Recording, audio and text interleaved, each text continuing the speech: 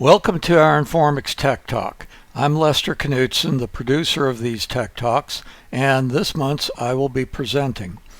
I'm going to talk about our Informix benchmarks on the cloud systems, and this is an update to the presentation I gave at the IIUG conference a couple of months ago. Lots of new information to share with you. Before I get going, though, a couple of guidelines. This webcast is pre-recorded. And I'll be able to answer questions in the chat. So find the chat button at the bottom of your screen, and if you have a question, that's the place to ask it. Otherwise, everyone please keep your lines on mute, as background sounds will distract everyone and lessen the experience for everyone. So, bit of background. I'm Lester Knutsen. I've been working with Informix since 1983.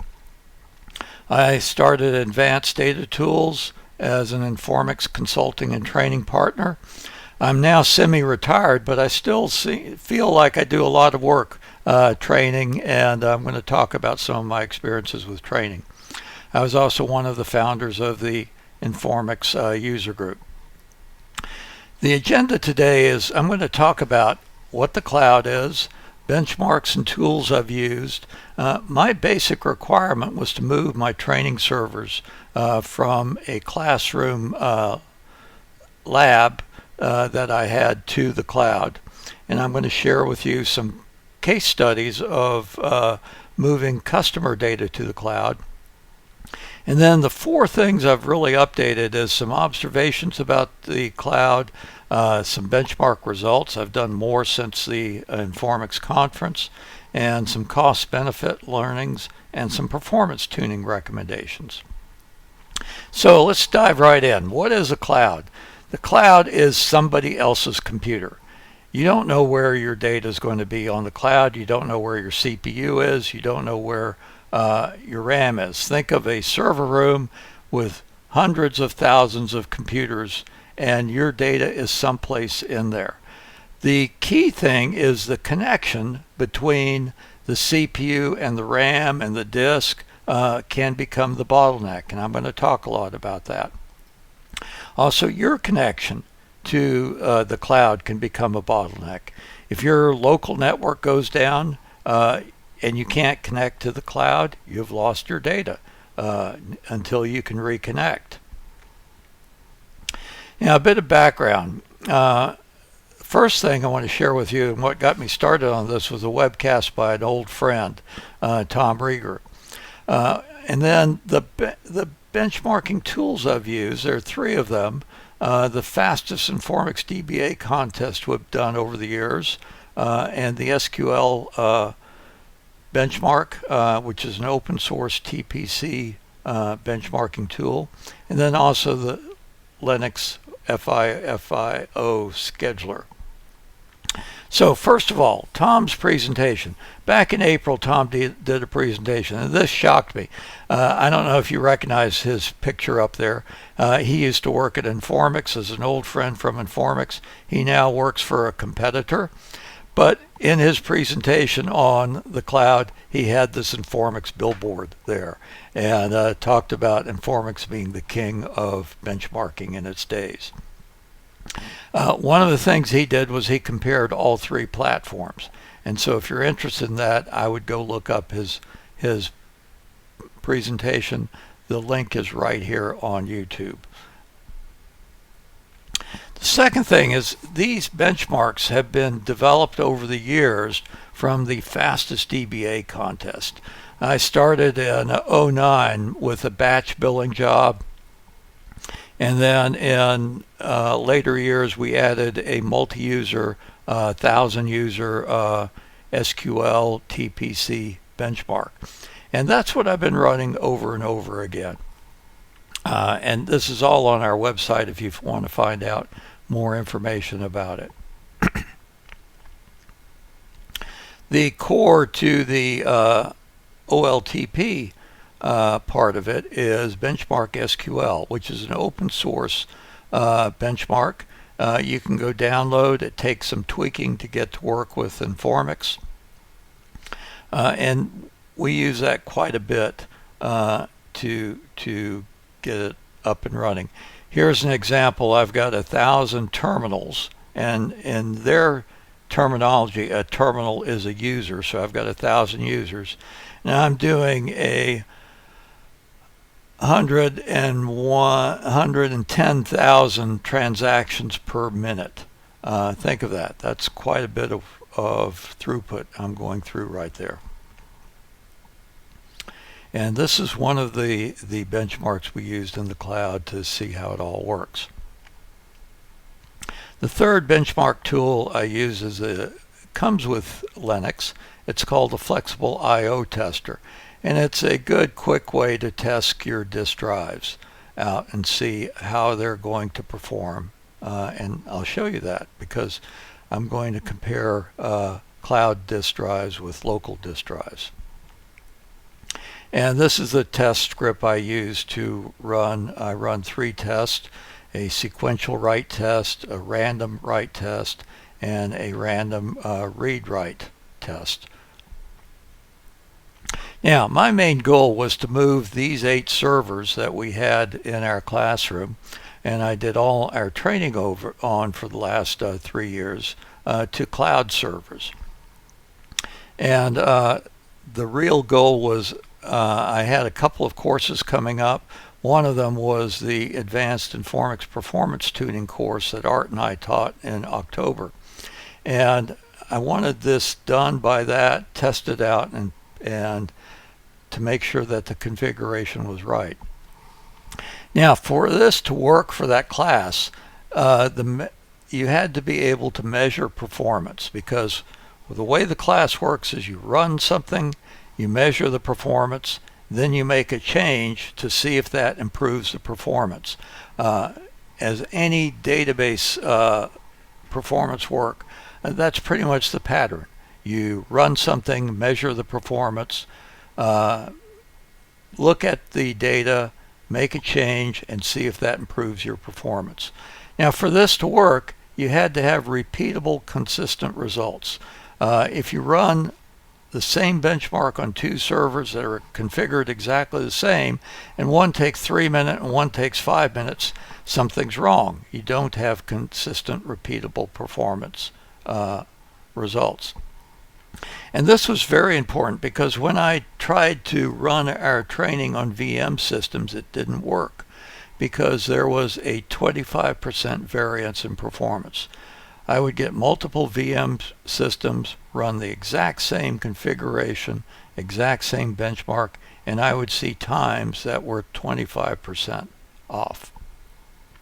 The third requirement is that it had to be cost effective.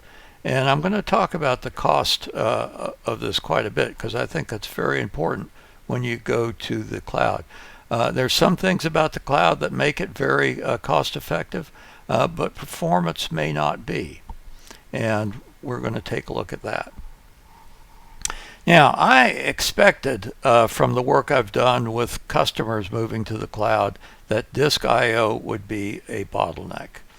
I also expected a performance variance, and I expected to see on VM systems it was 25%. On the cloud systems, I saw everything from 15% to 50%, depending on what I was doing. The other thing I expected were unknown real cost, and I've run into this multiple times. Where a colleague of mine who had a bunch of servers in the cloud, I was talking to him, and he said one day he got a bill that was unexpected. And he had shut down servers, and he had thought he'd shut them down, but he hadn't. With the cloud, you get charged for every minute that you have something running. And for disk drives, and this is important because I got caught by this, for disk drives, you get charged for every minute that you have a disk drive space saved. And at the end of the second month, I had a bunch of disk drives. Even though they were turned off, they were not running, I was still using the space. And I got a nice big bill for that disk drive. So it's very important when you work with the cloud to monitor your cost. and take a look at that. A key problem is what I call the noisy neighbor problem. The cloud, your stuff is just out there. You don't know who is on the same machine. You don't know who is sharing the same CPU or memory. That is out of control. And so you got to monitor your instances and pick what can you control the best. The last problem I had was what happens when the network goes down. I've had situations here where my network to the cloud goes down. It's a local network problem, but it doesn't help me if I can't get to the data.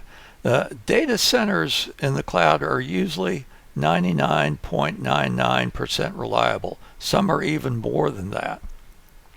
It's really interesting. You need to read the fine print on what they mark as uptime.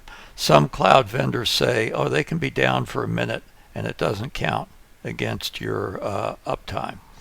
And so if they're down for a minute every 24 hours, that could be an impact.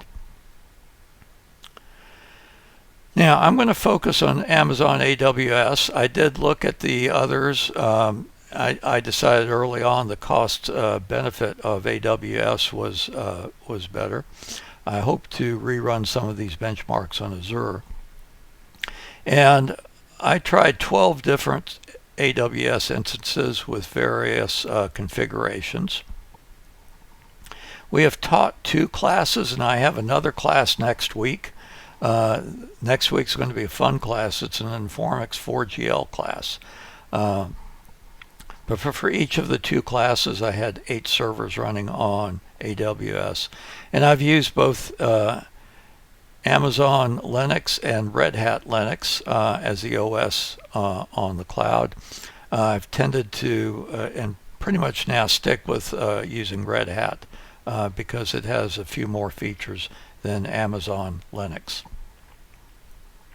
So this is what it looks like when you sign into AWS and you have a dashboard.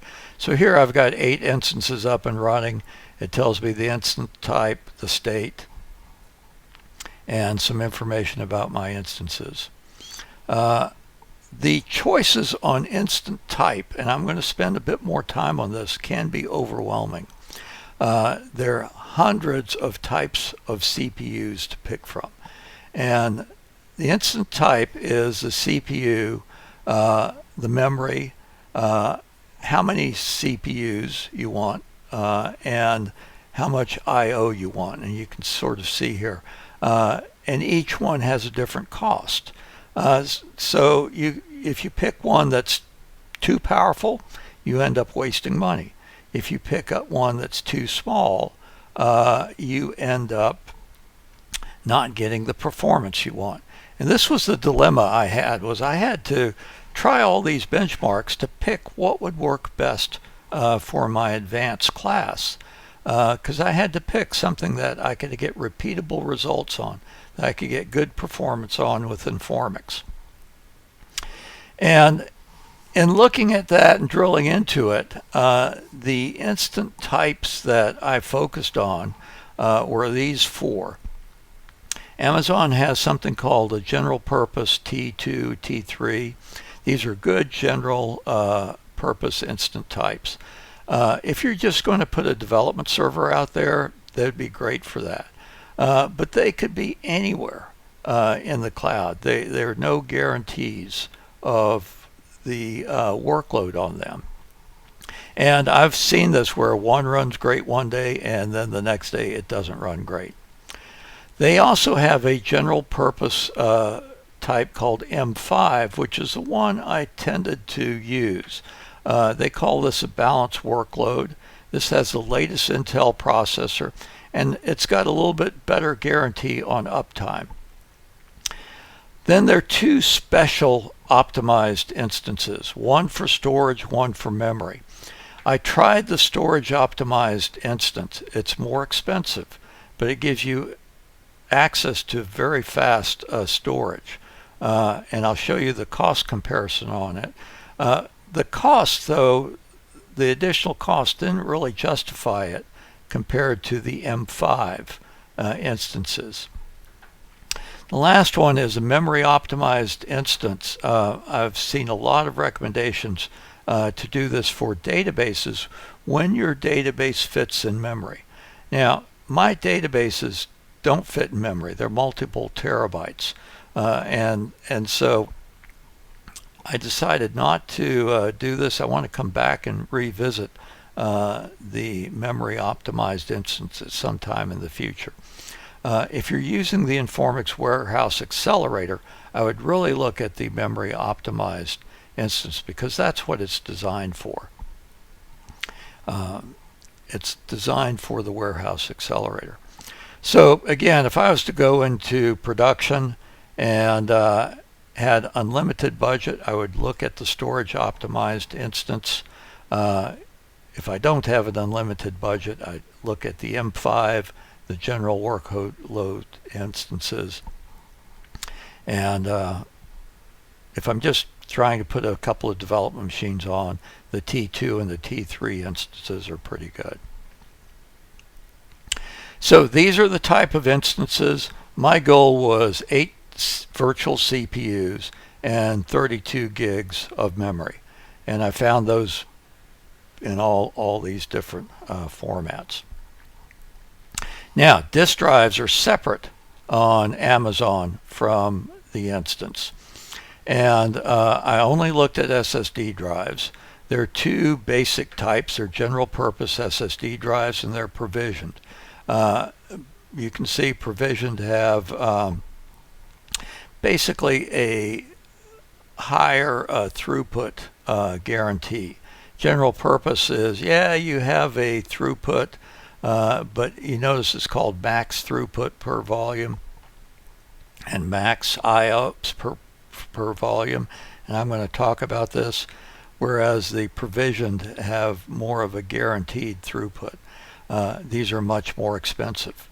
I ended up using the GP3 for the class with the highest IOPS I could get for that. Now again, that's the max IOPS, and you'll see the limitation that gives me in a little bit. But if I had a production system, I would look at using the provisioned IOPS SSDs because these have much faster throughput. And here's a quick chart of what the two are. Again, I use the GP3s. So here a bit on the cost. And I want to start off with here on the left in the yellow, and I tried to, in all my charts that are coming up, yellow is going to be my baseline system. This is the one training server I kept when we shut down the lab in the office. I kept one of the training servers, brought it home. It had 8 CPUs, 16 gigs of memory. It's sitting here, it's got unlimited network, and I estimated the cost out at $233 a month. Now let me tell you how I got this. I took the 3-year cost of that machine and it came out to $33 a month. If I take the cost of that machine, divide it by 36 months, it's about $33 a month. And if I'd put that machine out in one of the rack space companies I'd used, they would have charged me $200 a month. So that's how I came up with this fee of $233 for that. And I think that's reasonable. That would have included rent, electricity, network, and it does include the disk drives. All these other costs do not include the disk drive. Now, here are the different machines I tested. I did not test the last big one here, which I'd really like to do. But the general purpose T2 machine, 8 CPUs, 32 gigs of memory, it came out about to $270 a month. The balanced M5 i5 machine, which is the one I liked the best and I ended up using for the advanced class, came out to about $280 a month.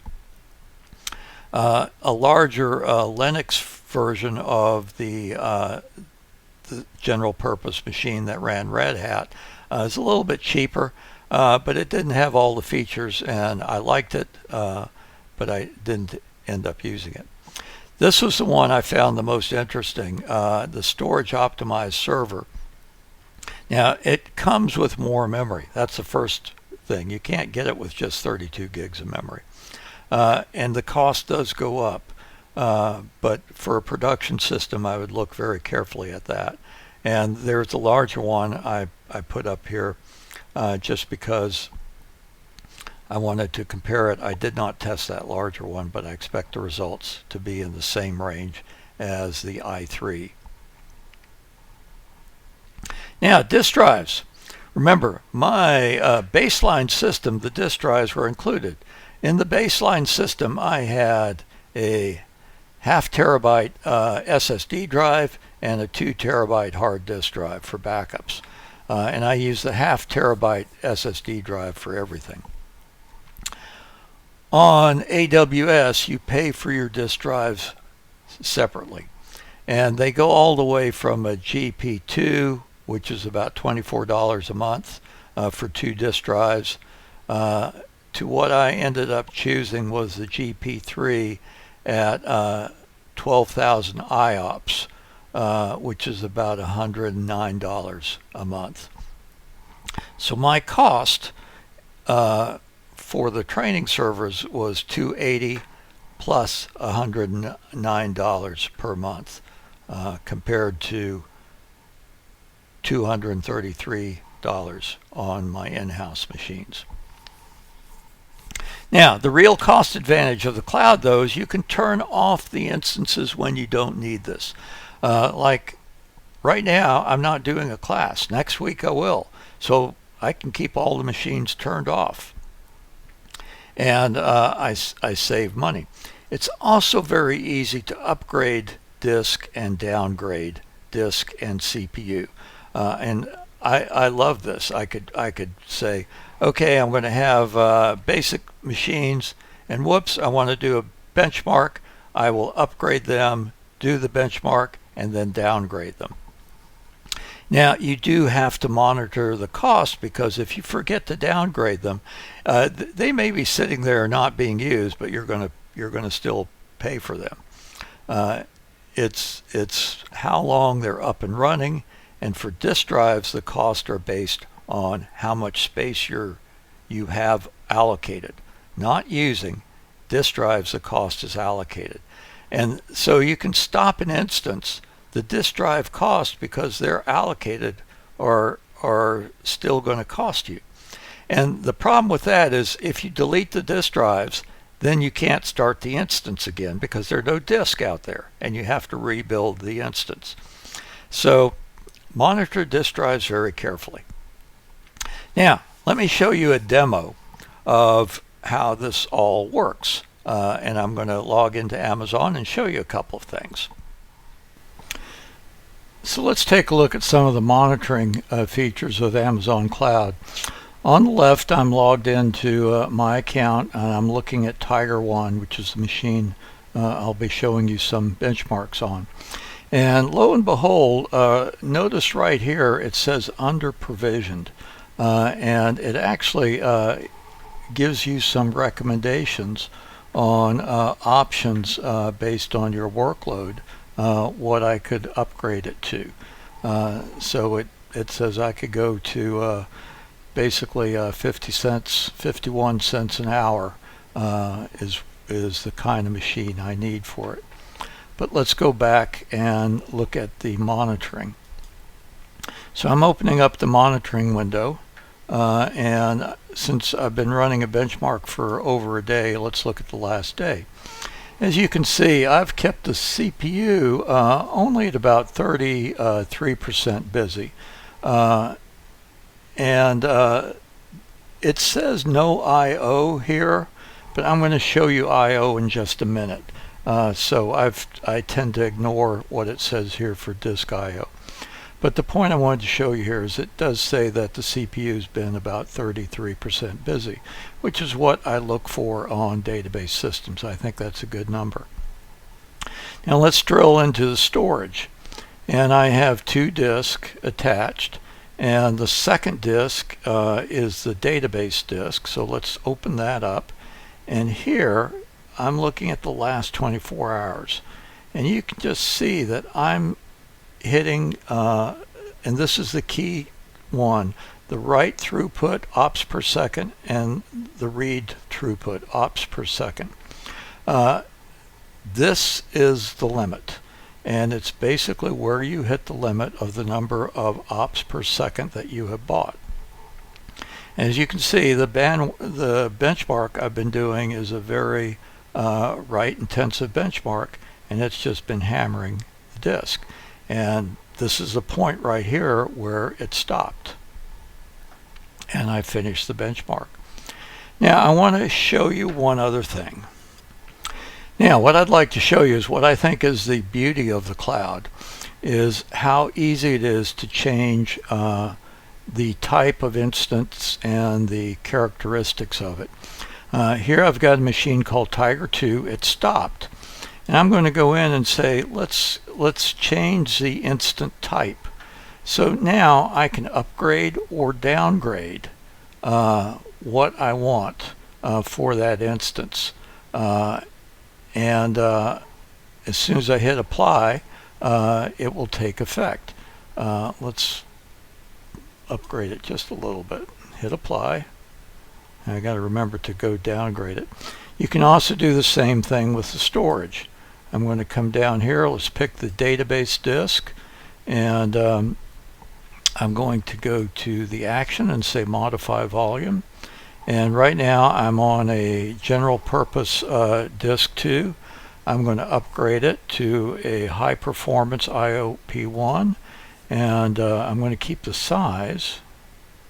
Well, no, let's try there. I want one where I can specify the IOPS. So let's say I want to up the IOPS. I can just put the IOPS I want in there. And I've just upgraded my machine. I can also downgrade it when I'm done. And that I think is the beauty of the cloud, is you can change your configuration very easily as you go through it. Okay, so let's take a look at the Unix Flexible I/O Tester. I've got 2 windows up. On the left, I'm on Tiger 1, which is on the AWS cloud, and the right window is on my machine here in my office, sitting right behind me, called Tiger 6. That's been my baseline original training machine. And I just ran the script I showed you to run the test. And as you can see that on the left, it's coming up for the last run, which is the random read and write with about 1,200 kbi per second. On the right, the same script, and this is also on SSD drives, is coming up with 9,285 kb per second. So it's almost 8 times faster than the cloud server. Now let's take a look at my 100 run benchmark. And again, on the left is Tiger 1 on AWS. On the right is my local machine. And I started this on the left on October 3rd at 2 a.m. In the morning. And it finished October 5th just this afternoon. I was hoping to get the results into this presentation.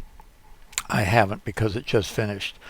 On my local machine on the right, which is my baseline machine, it finished on the 4th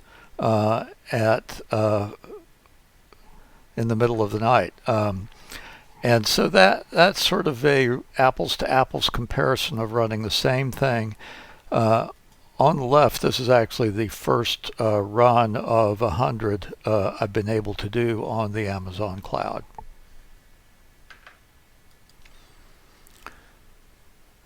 Okay, here are a couple of screen captures of the demo I showed you earlier.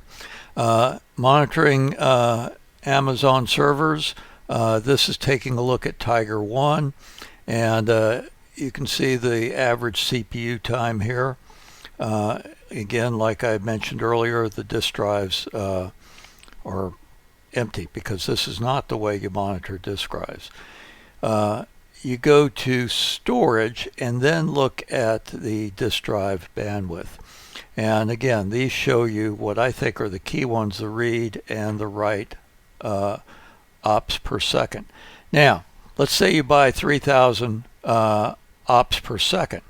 That means the reads and the writes added together are going to have to be less than 3,000. So that's the key thing to think about. And if you hit, let's say you suddenly have a burst of activity and you need more than 3,000 IOPS, it's going to stall at 3,000 IOPS. It will just stop. So the next three charts show you the same workload.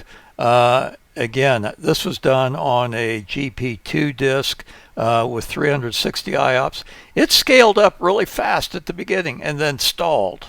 And as you can see, it didn't go much beyond that. On a GP3 with 3,000 IOPS, again, since my write, this was a write benchmark I was doing here, it sort of capped it right at 3,000. The exact same benchmark on a 12,000 machine, again, look, it sort of capped it at about 12,000. So the IOPS you buy is going to be a cap on the performance you get. I think more than CPU and more than anything else. And here's the same thing. I'm capping it at 16,000 IOPS. Again, you can just sort of see the line, and you've got to add the reads and the writes together to get about 16,000 IOPS. And that's the best performance you're going to get. So IOPS are really important. And how do you tell what an IOP is? Here's a definition of an IOP. I think a simpler way to look at it, I have a slide coming up in just a minute that will actually give you a simpler way to look at it. It's basically the number of disk I/O operations per second. And you've got to take reads plus writes, and that's your IOPS per second. Now, using the FIO Benchmark Test I talked about earlier, it tests disk drives. And here's a very quick way of looking at it. My local SSD drive, I get 272,000 IOPS off of that. On an AWS, I get 29,000 IOPS. Now, I think the definition of an IOPS here is not quite the same as Amazon's IOPS. On the faster Amazon's slower 6,000 IOPS, I've got a higher number. Now, this was kind of interesting. I ran this test on several machines, and let me give you the updated version of it. So I don't have my local. Anyway, here's the machine I basically went in. The point of this slide is, look at my GP2 disk. It's faster. And this is why I think GP2 scales up and then caps. And the FIO test was so quick, it went under that scale up and missed the cap. So tests can sometimes be kind of misleading here. You've got to watch it. My fast GP3 was 16,000 IOPS. You can see the variance here in the 2 times. It was one of the slowest. These are all running on different machines I had in Amazon that were all configured the same. And you can see the variance there. Now, let's take a look at my benchmark results. So my benchmark was I took the fastest DBA contest and I ran it 100 times. And I added into it a database load of the 1,000, well, actually it was a load for 2,000 users, OLTP benchmark. So it's a disk IO benchmark running over and over again. And I use this, I've been using this for 5 or 6 years. Every time Informix has a new version that comes out, I run it against this. It's basically an IO test of Informix databases because it's a continual stream of IO updates. And the faster the disk drive is, the faster they will run. On my local server, I can get about 62,000 runs per month. The fastest I could get on Amazon was 37,000, and that was on the i3 large server that I ended up using. So you can sort of see the variance here with the different servers. Oh, here's the updated version of that. On the M5 machine, I could get 45,000 runs per month. And this is what we use for our training class. I really like the M5 machine because it is a faster, better guarantee of the performance. I should take out those earlier 2 slides because they're older benchmarks. Now, for the class, we had 7 machines, and this I wanted to share with you. This was the results of the class. Running the batch billing job, which starts out taking about 15 minutes. In the class, we tune it down to about under a minute, but this was taken at the end of the 2nd day. They could get it down to 2 minutes. That's really good. 2.5 minutes is about the time. This is with no changes to the SQL. The lesson after this, we start changing the SQL, and that's when you get it down to under a minute. But this was the interesting test. This is the TPC 500 user. How many transactions per minute do you have? 40,000 I consider a good number. And I think what's interesting here is in the cloud, we actually got some better numbers. This 63,000 is one of the best numbers I've seen of this benchmark. So for the OLTP side of things, and it's because it's not as IO bound as the batch billing job, performance in the cloud was pretty good. And this matches what I'm seeing with customers. I've worked with customers who've moved things to the cloud. If they're multi-user, they're not constrained by IO, they usually get fairly good performance, and they're usually happy with the performance. It's when they're constrained by IO that performance becomes a concern. So, a couple of recommendations and thoughts on tuning for the cloud. Direct IO. I used to say don't do it in the cloud. I'm changing my mind and saying it depends, because on the M5 2 machine, Direct IO actually improved performance. What I think it depends on, and this is the performance tuning recommendation for you guys looking at Direct IO, and let me tell you where it doesn't work first. I had one customer that was moving to the cloud. We were doing mirroring, trying to mirror all their data for a number of reasons. Turning on mirroring on a multi-terabyte database on my test system here should have taken 15 minutes. On an SSD drive in the cloud, they found it took over 24 hours and it didn't work. We turned off direct IO and they got it done in about 12 hours. So that's one sort of checkpoint I've seen. The other is I had a vendor, customer, that had a system that they were replicating to the cloud. In their on-premise system, they had direct IO turned off. They had to turn off direct IO in the cloud. What I think it has to do with how fast your CPUs are. Direct IO uses your CPUs. AIO VPs use their own on-init processes, but direct IO uses your CPU VPs. And so I think direct IO really depends on how fast the CPUs are that you're running and whether they're able to handle the workload and not get blocked. I think this is one of the problems is when you turn direct IO on, if the CPU that's writing has to wait on the disk drive, it can block. And that will slow down your overall performance. That's the first thing, is how fast your CPUs are. The second thing is how many CPU VPs you have.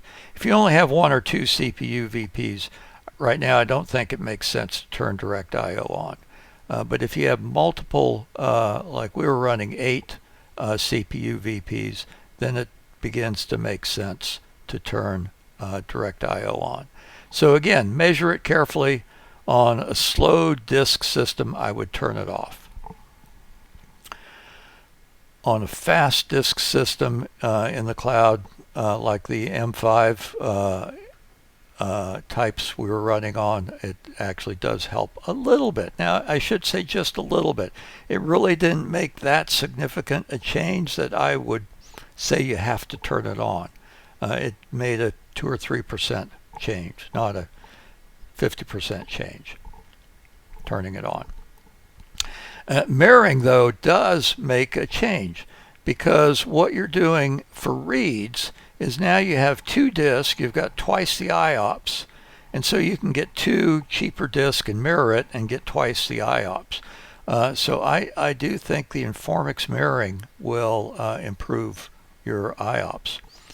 Spreading your disk out, having a separate disk with separate IOPS for logs, temp, and data and indexes, I think helps. And the bottom line is your databases are going to be limited by IOPS, and that's something you buy in the cloud. Now, how do you estimate your IOPS? This is the formula AWS gives you for SQL Server. They say take your disk reads per second plus your disk writes per second, and that gives you your IOPS per second. And then take the byte reads per second plus the writes per second, and that gives you your throughput. Now, remember, this gives you the average, not the max. So if your average is, let's say, 10,000 IOPS, you may have peak periods where you need 16,000 IOPS. And if you limit your disk to the average, you are not going to be able to handle the performance you need in your peak periods. So I would recommend at least adding 20% more for peak periods, or you're going to be limited by your average IOPS. Now, how do you calculate this with Informix? Very simple. Onstat-p tells you your disk reads and your disk writes right here. And it tells you how long you've been up. A calculation that we do in the classes, and I teach folks to do, is you take your disk reads and your disk writes and the amount of time that your server has been up in minutes, and this will give you the average, not the max. So this gives me the average for this particular server in doing this benchmark was 5,000. Now wait a minute, the server was up for 5 days and the benchmark only took, a day or so. So this is not really the true average. This is the average for 5 days and 1 day was only busy. I came up with a script to calculate this from the SysMaster database. And I'm getting the hours since the stats were last reset.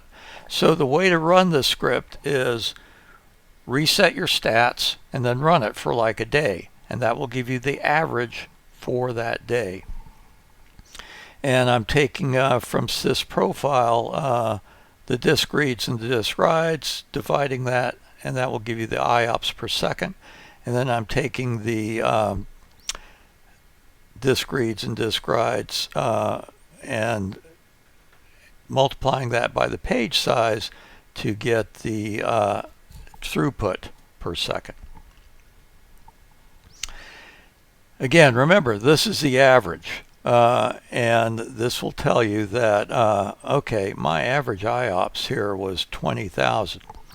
If the most I can get on AWS is 16,000, I'm not going to get the kind of performance I need for this system. And this was running a benchmark on a local SSD drive here in my office. So that's my presentation. I'm going to show you one other thing before I end, and then I want to take questions. Okay, let me wrap this up. If you have any questions, I hope I've been able to answer them in the chat. If not, you can email me. I should warn you, I am semi-retired, so I don't respond. I may not respond as quick as I used to. I apologize for that. But I would like to thank you. And please go to our YouTube channel and you can see a lot of other tech talks we have out there for you to enjoy. With that, I'm going to wrap up. Have a good day, and thank you all for attending this webcast.